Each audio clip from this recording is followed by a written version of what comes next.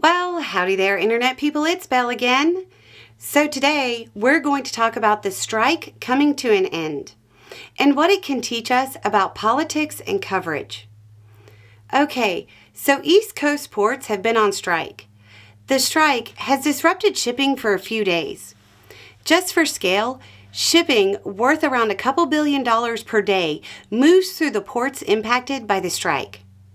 A joint statement released by the United States Maritime Alliance and the International Longshoremen's Association said that an agreement had been reached.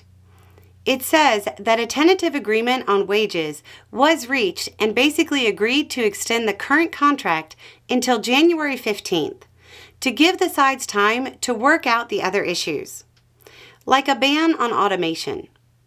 As far as the strike, it says, quote, "Effective immediately, all current job actions will cease and all work covered by the master contract will resume." Biden was quick to chime in and say, quote, "Today's tentative agreement on a record wage and an extension of the collective bargaining process represents critical progress towards a strong contract." I know people will want to know the exact details of the agreement. Well, those haven't been released yet. But for the ports to get the workers back on the job immediately, even though there are still outstanding issues, it seems likely that the wage increases are pretty favorable to the workers. It was hinted that Biden and Harris threw their weight behind the union.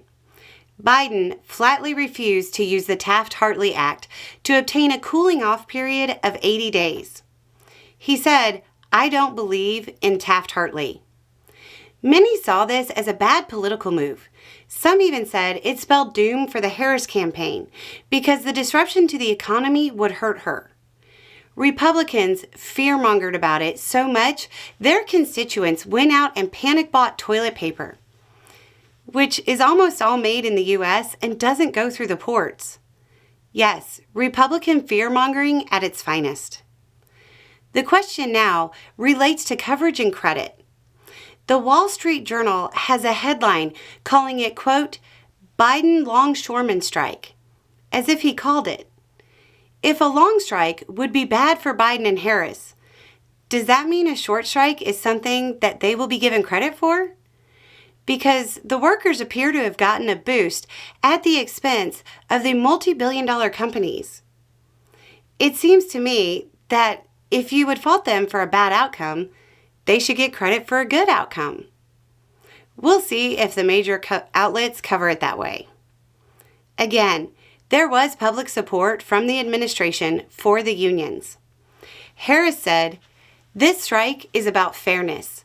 The longshoremen who play a vital role transporting essential goods across America deserve a fair share of these record profits."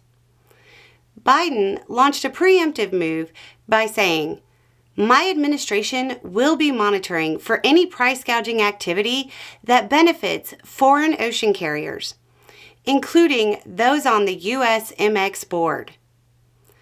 All of this helped put pressure on the ports and helped an agreement come along before the situation became a massive economic drag. By traditional math, the few days of strike should take less than 2 weeks to sort out. Anyway, it's just a thought. Y'all have a good day.